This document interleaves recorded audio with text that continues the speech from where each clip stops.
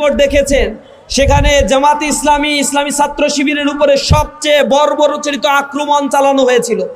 Total গুম খুনের record প্রকাশ করা হয়েছে। সেখানে জামাত ইসলামী এবং ইসলামী ছাত্র শিবিরের উপরে 56% গুমের ঘটনা ঘটেছিল।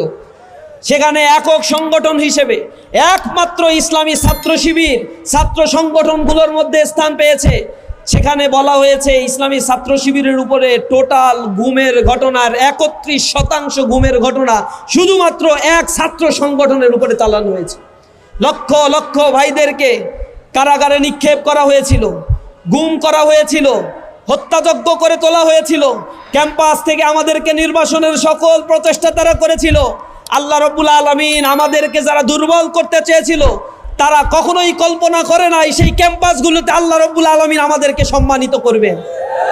1 বছরের ব্যবধানে আল্লাহ রাব্বুল আলামিন সেই ক্যাম্পাসগুলোতে আল্লাহ